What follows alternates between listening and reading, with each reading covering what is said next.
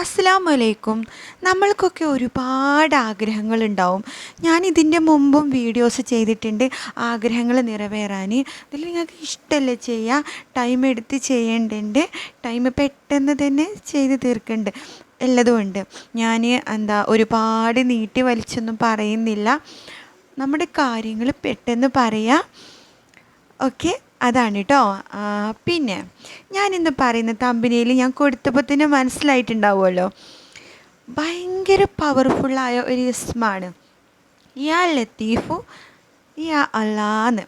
ഈ ഒരു ഇസ്മ പ്രത്യേകിച്ച് കല്യാണം ശരിയാത്തവർക്കൊക്കെ ദിവസം ഒരു തീരെ കല്യാണം, അതായത് കല്യാണം ഒരുപാട് വരുന്നുണ്ട് പക്ഷെ ഒന്നും റെഡി ആവുന്നില്ല, അവർക്ക് കറക്റ്റായിട്ട് പറഞ്ഞ 1000 പ്രാവശ്യം ഈ ഇസ്മ ചൊല്ലി ദുആ ചെയ്ത ഉറപ്പായിട്ടും 21 ദിവസം ചെയ്താൽ ഉറപ്പായിട്ടും നടക്കും.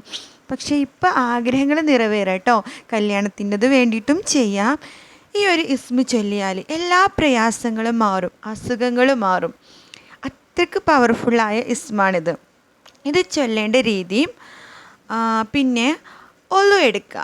ഒളു എടുത്ത് കിബിലക്ക് തിരിഞ്ഞിട്ട് ആദ്യം മുത്ത് റസൂലുള്ളാൻ്റെ ചാരത്തേക്ക് 10 സ്വലാത്ത് ചൊല്ലുക.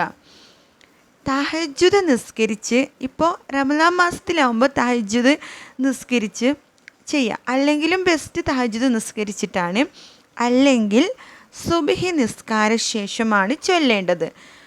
പിന്നെ പ്രത്യേകം പറയാൻ നീയത്ത് വെക്കണം. നമ്മുടെ ആഗ്രഹങ്ങൾ എന്താണ്, ആഗ്രഹം അത് എന്താണെന്നുള്ളത് നീയത്ത് വെച്ചിട്ട് വേണം ചൊല്ലേണ്ടത്.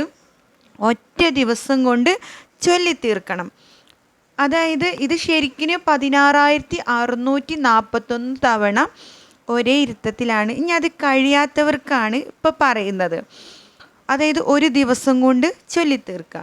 തഹജ്ജുദോ സുബിഹോ ഒളു എടുത്ത് നിസ്കാര ശേഷം ഒളു എടുത്ത് നന്നായി ഒളു ഉണ്ടായിരിക്കണം.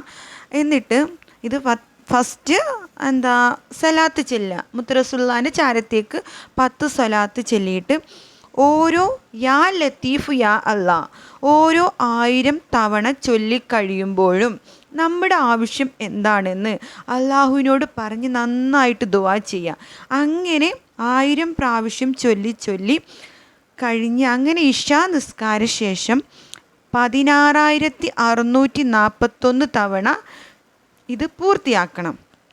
നിങ്ങൾ എന്ത് ഉദ്ദേശിച്ചിട്ടാണോ ഇത് ചൊല്ലുന്നത്, ഉറപ്പായിട്ടും അല്ലാഹു സുബ്ഹാനഹു വ തആല ഇത് നടത്തിത്തരും. ഇനി അതല്ല, ഒരേ ഇരുത്തത്തിൽ ഇരുന്നിട്ട് 16,641 തവണ ചൊല്ലാൻ കഴിയുകയാണെങ്കിൽ കുറച്ച് ടൈം എടുക്കും.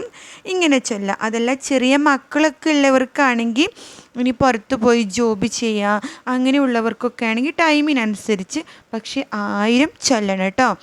ഓരോ 1000 പ്രാവശ്യം ചൊല്ലിയിട്ടും നന്നായിട്ട് ദുആ ചെയ്യണം. എന്തായാലും അല്ലാഹു ചോദിച്ചത്, ഹലാലായ എന്ത് കാര്യമാണെങ്കിലും ചോദിച്ചത് നമുക്ക് തരും ഇൻഷാ അല്ലാ.